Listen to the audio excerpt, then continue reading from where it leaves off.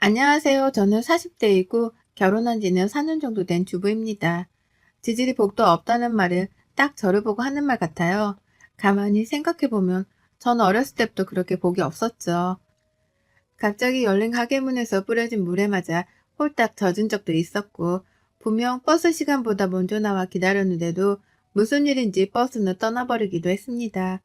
뭐 이런 일들은 솔직히 애교 수준이고, 제가 겪은 운 없는 일들은 말로 다 설명할 수도 없어요.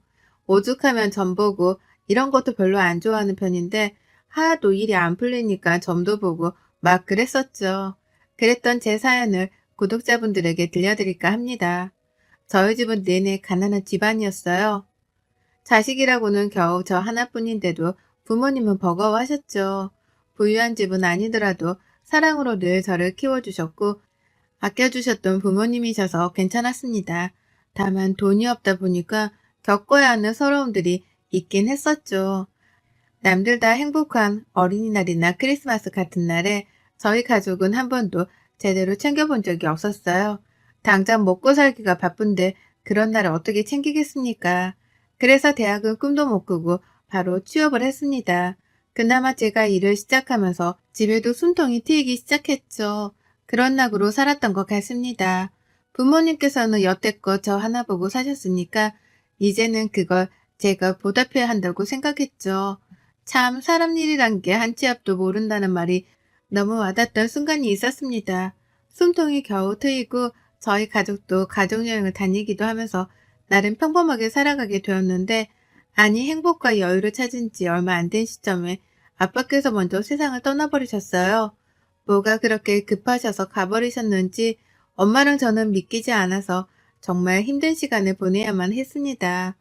아빠는 졸음운전을 하시다 사고가 나셨고, 그게 꽤나 큰 사고로 이어져 결국 가셨어요. 아빠가 가신 것도 너무 서글픈데 피해본 차량들도 사람들도 있어서 합의하는 것도 쉽지가 않았습니다. 정말 너무 서글펐고 힘겨운 시간이었죠. 딱 한 번만 시간을 돌릴 수 있다면 그 전날로 돌려서 아빠에게 해주고 싶은 말이 너무 많더라고요. 그렇게 허망하게 아빠를 보낸 후 제 20대는 슬픔과 좌절, 그리고 일에 찌들어하는 피곤함이 가득했죠. 그러다 30대의 남편을 만나게 되었습니다. 어느 날 제게 나타난 남편은 마치 한 줄기 빛과 같은 존재라고나 할까요? 숨막히기 힘든 제 삶에 그동안 잘 견뎠다고 고생했다며 하늘이 제게 준 선물 같은 존재였습니다. 엄청 특별하게 잘생긴 것도 아니었고, 그렇다고 특출나게 능력이 좋은 것도 아니지만 절 사랑해주는 진실된 그 마음 하나는 높이 평가할 수 있었어요. 전 이 사람이 없으면 정말 안 될 것 같은 정도로 사랑하게 되었습니다. 남편은 저보다 2살 많았는데 2살이라는 나이 차이가 무색할 정도로 굉장히 든든했죠. 외롭고 쓸쓸한 저희 엄마와 제게 따뜻함이 뭔지를 알려준 사람이고, 화목하게 살 수 있는 방법을 알려준 사람입니다. 남편과 연애를 하면서 저희 엄마가 참 많이 웃으셨고, 그 덕분에 저도 뿌듯하기도 하고 이 사람은 절대 놓치지 말아야겠다는 생각을 했던 것 같아요. 남들처럼 그렇게 연애를 하다 결혼했습니다. 남편에게는 밑에 남동생이 있었는데 시동생은 되게 오래전부터 외국에서 생활을 하고 있었고 딱히 마주칠 일이 별로 없었어요. 한국에서 사는 게 너무 싫다며 하루아침에 떠났고 거기서 아예 터를 잡고 사업을 하면서 살고 있다고 하더라고요. 그 말을 듣는데 그 결단력이 굉장히 멋져 보였고 부럽기도 했습니다. 만약 똑같은 상황이 주어진다면 아마 저는 그렇게 하지 못했을 거예요. 용기도 없을 뿐더러 엄마를 두고 어딘가로 갈 생각을 해본 적이 없었죠. 그렇다 보니 시댁은 저희 집처럼 시모 혼자 계셨습니다. 시부랑은 이혼하시고 따로 살고 계셔서 남편도 소식을 모른다고 했거든요. 어쩌면 다른 듯 비슷한 이 환경 때문에 서로가 더 끌리고 이해가 된 건 아닐까 싶었습니다. 결혼하고 남편과 저는 연애 때처럼 종종 저녁을 먹으면서 반주를 했어요. 반주를 마시면서 속마음 얘기를 하거나 서로 있었던 일을 말하기도 했는데 이게 꽤나 도움이 되었죠. 대화를 많이 해야 다툴 일도 없거든요. 그런데 하루는 남편이 제게 이런 질문을 했습니다. 여보는 장인어른 돌아가셨을 때 어땠어? 솔직히 나는 엄마 아빠 이혼한다고 했을 때 홀가분했거든. 두 분이 하도 다투니까 그 꼴이 보기도 싫었고 차라리 헤어지는 게 좋겠다고 내심 그렇게 생각을 했던 것 같아. 난 아무래도 당신이랑은 상황이 조금 다르지. 아빠가 하루아침에 돌아가신 거니까 너무 슬펐고 속상했지. 그냥 세상이 다 무너지는 기분이랄까? 앞으로 엄마랑 나랑 둘이 어떻게 살아갈까? 막 그런 생각도 했던 것 같아. 정말 너무 속상했겠다. 그 아픔을 다 어떻게 견뎌냈어? 말로 다 표현할 수 없는 아픔일 건데. 그치. 아직도 떠올리기만 하면 가슴이 미어질 듯 아프긴 한데, 그래도 예전에 비하면 많이 좋아졌어. 근데 그건 갑자기 왜 물어봐? 그냥 궁금해서. 근데 이전에는 엄청 힘들게 살았다고 했었잖아. 장인어른 돌아가시고는 보험금 같은 거 나오지 않았어? 여유가 생기지 않았어? 어? 그런 질문을 하고 그래? 아니, 그냥 궁금해서 그렇지. 여보, 아무리 궁금해도 그렇지. 그런 질문을 해? 보험금이 나왔으면 어떻고, 안 나왔으면 어쩌려고. 기분 되게 나쁘네? 왜 예민하게 받아들여? 난 그냥 물어본 건데, 당신이 여유가 생긴 게 맞는 건지, 장모님이 지금 괜찮으신 건지, 그런 걸 물어보는 거지, 나는. 우리 아빠가 사고 내고 돌아가셨지만, 피해자들 합의해주고, 이것저것 다 하고, 솔직히 남은 것도 없었어. 한마디로 아빠가 돌아가셨다고 해서 엄마랑 나랑 금전적으로 이득 본 거 하나도 없어. 그게 사실이야?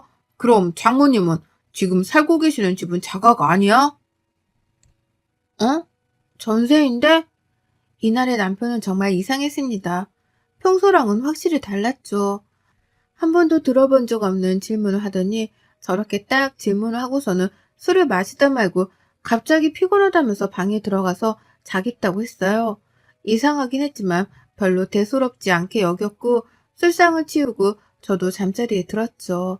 거의 설잠에 들었을 때쯤 남편이 한숨을 막 크게 쉬면서 너무 뒤척이길래 제가 한마디를 했습니다. 오늘따라 왜 이렇게 뒤척거려 잠 못 자게. 잠이 오겠어? 속에서 지금 천불이 나서 죽겠는데 생각할수록 어이가 없네. 당신 그럼 있는 게 뭔데? 재산이고 뭐고 아무것도 없는 거야? 뭐라고? 자다 말고 그게 무슨 소리야? 아니 장모님 말이야. 가진 게 아무것도 없으시냐고. 아까부터 이상하다 생각은 했는데 당신 대체 왜 그래? 우리 엄마가 재산이 얼마가 있든 말든 대체 그게 당신이랑 무슨 상관인데 그러는 거야? 야, 상관이 왜 없어? 내가 당신이랑 결혼을 왜 했는데. 아, 그냥 자자. 더 이상 말하기도 싫다. 지금 야라고 했어? 결혼을 나랑 왜 했어? 일어나 보라고. 자라고. 남편은 제게 자다 말고 이상한 말과 함께 엄청 언성을 높였고 결국 다투고 말았습니다. 아무리 이해를 해보려고 해도 이해가 되지 않았고 이건 누가 들어도 마치 저희 아빠가 돌아가시면서 보험금이 꽤 나왔을 거고 그걸 알고서 저랑 결혼했다는 말로 들렸어요. 다음날 일어나서 남편에게 어제 왜 그랬냐고 해명하라고 말했지만 제게 어떤 해명도 하지 않았고 저는 더 열받았죠. 그런데 그날 저녁에 남편은 집에 오지 않았고 제게 카톡 하나만 달랑 왔습니다. 나 일주일만 엄마네 가서 지낼게. 어제 당신이랑 얘기하고 머리가 아주 복잡해서 죽겠거든. 그러니까 나한테도 생각할 시간을 줄래? 대체 뭘 생각하겠다는 건데? 당신 지금 이 태도 굉장히 불쾌해. 알아? 답 안 한다? 이게 지금 뭐 하는 짓이야 정말. 하루아침에 전화는 왜 안 받아? 왜 그러냐고 대체. 아무리 카톡을 보내고 전화를 해도 받지 않았고 저도 사람인지라 너무 화가 나서 더 이상 연락을 하지 않았습니다. 그리고 정말 남편은 일주일 동안 집에 오지 않았고 저는 대체 이게 무슨 일인지 모르겠었죠. 딱 그 일주일이 지나자 남편은 주말에 집으로 돌아왔고 시모와 함께 왔습니다. 연락도 없이 온 시모를 보고 깜짝 놀라긴 했지만 당황하지 않고 인사를 했어요. 어머님 오셨어요? 어머님 오셨어요? 너 앉아봐라. 내가 진짜 어이가 없어서 말이 안 나오네. 니네 집 캐털이라며? 맞아, 아니야. 네? 맞냐고, 아니냐고. 겨우 내가 우리 민수를 캐털 같은 집안 여자나 살게 하려고 이렇게 애지중지 힘들게 키운 줄 아니? 너 진짜 여러 가지로 사람 열받게 하는 재주가 있다. 어쩐지 처음부터 마음에 안 들었는데 여지껏 작아질도 없는 호러미에 재산도 없으면 안 봐도 비디오지. 어머님, 갑자기 왜 그러세요? 뭐 갑자기야, 나 다 들었어. 니네 아빠 돌아가시고 돈 한 푼 남은 거 없다며? 그거 진작 알았으면 내가 너희들 결혼시켰겠니? 절대 안 시켰지. 아유, 내 팔자야. 내가 어디서 저런 모질이를 며느리로 들여서는, 아유, 민수는 너랑 살기 싫다는데 너 어쩔 거니? 네? 대체 그게 무슨 말이세요? 전 정말 황당했습니다. 결혼을 했고 서로에 대해 사정도 어느 정도 이미 다 알고 한 결혼이잖아요. 그런데 이제 와서 갑자기 저렇게 말하는 것도 황당했지만 무엇보다 저희 아빠 사망보험금을 왜 자꾸 언급하는지 모르겠었죠. 그래서 굉장히 불쾌했습니다. 이런 상황 속에서 남편과 시모는 제가 말할 기회를 주지도 않았고 하는 걸 지켜보겠다면서 똑바로 하라고 거의 협박에 가까운 말을 했어요. 그렇게 시모가 간 후 저는 남편에게 대화를 하자고 했지만 말을 한마디도 하지 않았습니다. 답답함에 속이 타들어가고 미칠 것 같았어요. 대체 왜 그러냐고 물어봐도 대답을 하지 않았죠. 그리고 남편과 시모가 저를 대하는 태도는 완전 변했습니다. 남편도 그렇고 시모도 저를 무시하기 시작했죠. 보고 자란 것도 없는 게 뭘 알겠냐고 말을 한다든지 가진 것 없이 큰애들은 돈 욕심 부리기 쉬우니까 꼭 조심해야 된다고 말을 한다든지 제가 상처를 받을 수밖에 없는 말들만 쏟아냈습니다. 시모는 저를 구박하다 못해 답답하다면서 제 어깨를 확 잡아 끌어버리거나 밀어버리기도 했어요. 이뿐 아니라 머리를 손으로 쥐어박은 적도 있습니다. 이유는 생긴 게 마음에 안 든다는 이유였죠. 본인이 불러서 네? 라고 대답한 후 쳐다봤더니 뭘 보냐고 얄밉다고 머리를 쥐어박는 게 정말 심오만 아니었으면 팔 걷어 한판 했을 것 같습니다. 남편은 제게 하는 모든 말을 명령조로 했어요. 야, 물 좀 떠와봐. 아, 그리고 방에서 핸드폰도 가져와. 당신이 해. 손이 없어 발이 없어? 나한테 왜 시켜? 손도 있고 발도 있는데 내가 하기 싫으니까 널 시키지. 그리고 보잘것없는 너 같은 거랑 이혼 안 해주고 살면 감사한 줄 알고 알아서 기어야 하는 거 아니냐? 넌 대체 뭐가 그렇게 당당한 거지? 양심이 없는 건가? 입 다물고 물이랑 핸드폰 가져와. 그러는 당신은 보잘게 있고 누가 보면 아주 대단한 사람인 줄 알겠네. 넌 뭘 가졌다고 그러는데? 그리고 내가 야야거리지 말라고 했지? 자꾸 그러게 야야거리고 너너거리면 나도 할 거야. 하던가 말던가 알 바 아니니까 그만 나불거리고 내 물이랑 핸드폰이나 가져오라고. 평소에 집에서는 늘 이런 식으로 제게 명령을 했습니다. 그리고 갑자기 전화 한 통만 하고서는 회사 사람들이나 지인들을 집으로 초대해서 술을 마시곤 했죠. 저희 집에 와서 술을 마시는 사람들은 이미 과음을 한 상태로 오는 경우가 대부분이라서 제가 너무 힘들었습니다. 심지어 안주를 제대로 안 만들어두면 제게 막 뭐라고 했어요. 그런데 자다 말고 새벽 시간에 무슨 안주를 만들겠습니까? 한 번은 이런 적이 있습니다. 자고 있는데 전화가 계속 오길래 받았어요. 여보세요? 야, 지금 나 포함해서 5명 갈 거고 한 40분 걸리니까 얼큰한 탕이랑 계란말이랑 또 다른 안주 좀 준비해놔. 소주랑 맥주도 사두고. 미쳤어? 지금 시간이 몇 시인 줄 알아? 그리고 재료도 없어. 나가서 먹고 들어오던가 배달시켜 먹던가 알아서 해. 난 아무것도 못해. 해놓으라고 했다. 냉장고에 아무것도 없다고 재료가. 근데 뭘 하냐고. 아, 그거 네 사정이고 없으면 없는 걸 알아서 만들어야지. 무슨 말이 그렇게 많아? 지금 나랑 해보자는 거야? 40분 내로 술상 차려둬? 전 이날 너무 화가 나서 술상을 차리지 않았습니다. 그리고 안방문을 잠그고 이어폰을 끼고서 자버렸죠. 아마 소리치고 난리를 칠 거니까요. 그런데 아니나 다를까 불 꺼진 거실을 보고는 흥분한 남편은 안방문을 막 두들겼고 난리를 쳤죠. 이어폰으로 음악을 듣고 있었는데도 그 소리를 뚫고 들렸습니다.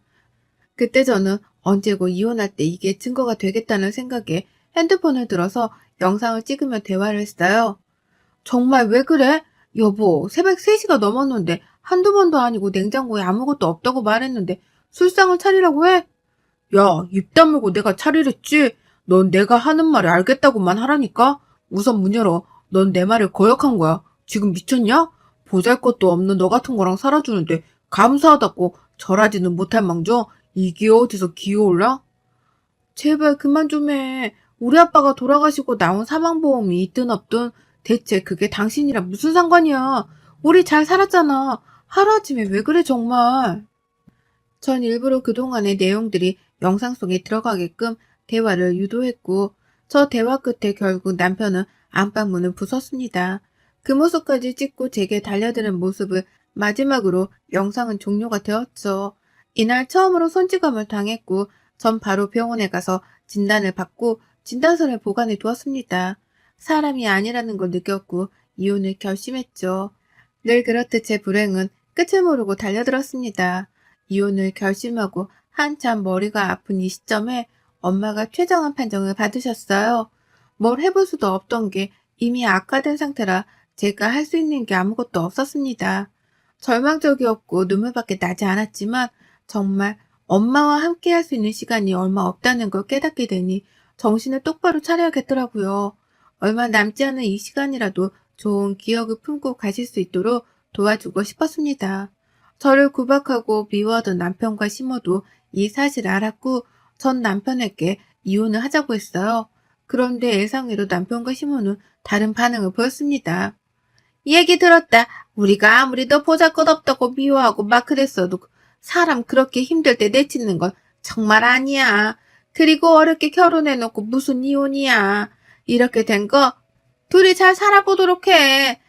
그동안 나도 너한테 몹쓸 말도 많이 하고 그랬는데 그건 정말 미안하고 마음 풀어줬으면 좋겠어. 당분간 너는 사부인한테만 신경 쓰고 아무것도 하지 말아라. 그래 여보, 엄마 말대로 나도 미안했어. 정신 차리고 생각해보니까 내가 미쳤었지 싶더라고. 당신 정말 힘들 텐데 내가 옆에서 힘이 되어줄게. 이렇게라도 상처 준 걸 갚을 수 있을 기회를 주면 좋겠어. 우선은 장모님만 생각하자. 지금 이 상황에 이혼까지 하면 장모님 속상하지.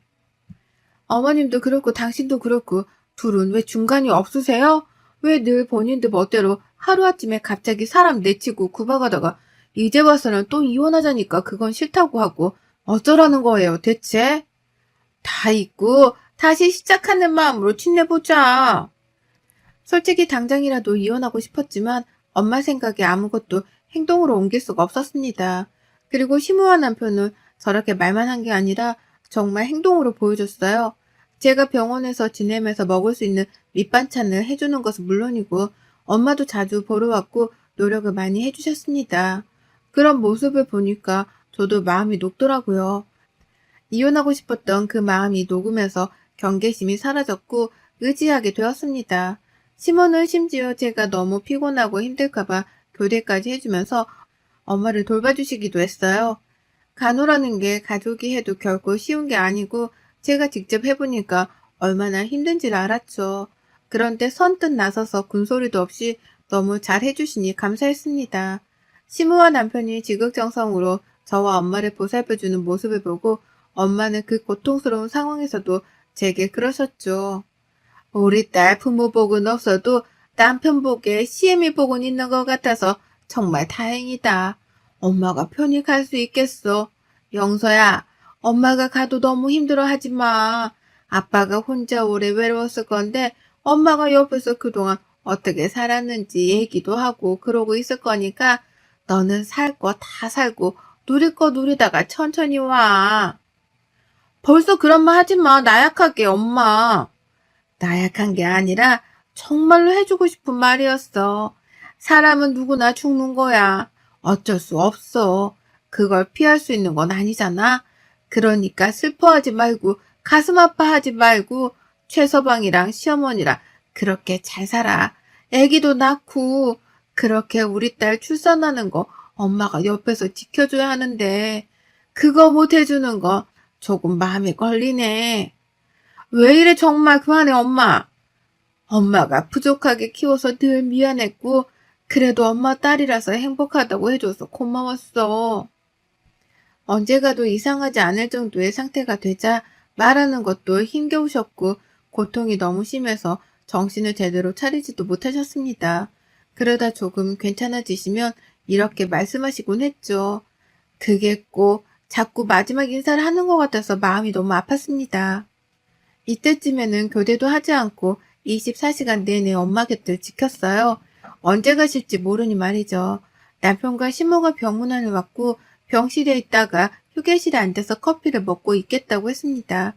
저는 엄마에게 가서 배웅만 하고 오겠다고 하고 나갔고 충격적인 걸 들었죠. 이들은 제가 듣는 줄도 모르고 말을 하고 있었는데 갑자기 제게 잘해준 속사정을 알게 되었어요. 저희 엄마가 돌아가시면 제게 보험금이 나오겠죠. 그럼 그걸 지들이 챙기고 이혼하려는 생각이었습니다. 이 얘기를 듣자마자 저는 머리 뚜껑이 제대로 열렸고 그것들을 향해 돌진하는데 옆에 앉아 계시던 한 아주머니께서 갑자기 마시던 커피를 시무와 남편에게 확 부어버렸죠. 너희들이 사람이냐? 사람이야? 아가씨가 며느리야? 내가 이것들 영상 다 찍었으니까 고소해. 앞에 얘기 다 못 들었지? 죽이네 뭐네 그딴 얘기도 했으니까 고소해버려 바로. 에라이 쳐 죽일 것들아. 모자가 쌍으로 콩밥이나 쳐먹어라. 처음 보는 아주머니께서는 옆에 앉아서 시모와 남편 얘기를 듣다가 화가 나서 아예 대놓고 영상으로 찍고 있었고 그걸 제게 보내주셨습니다. 그리고 너무 화가 난다면서 저를 대신해서 난장판을 쳐주셨죠. 앞에 내용은 정말 몰랐는데 명줄도 길다면서 왜 이렇게 오래 버티고 있냐고 빨리 갈 것이지라는 내용도 있었고 빨리 가게 하는 방법이 있는지 찾아보자며 있으면 실행해보자는 내용도 있었습니다. 전 바로 그것들을 고소했고 이혼소송도 진행했어요. 진행하면서 엄마는 가셨고 복잡하고 마음 아픈 일을 한 번에 진행해야 해서 조금 버거웠지만 차라리 정신없이 지내다 보니 슬픔에 빠져있을 시간이 없어서 그런지 괜찮았습니다. 전 깔끔하게 모든 걸 마무리한 후 엄마랑 아빠랑 함께 살던 예전 동네 그 지역으로 아예 이사를 해서 조용히 살고 있어요. 아직은 엄마를 온전히 마음속에서 보내드리지 못했지만 그래도 하루하루 견디면서 잘 살아가고 있습니다. 여러분의 생각은 댓글로 남겨주세요. 오늘도 시청해주셔서 정말 감사합니다.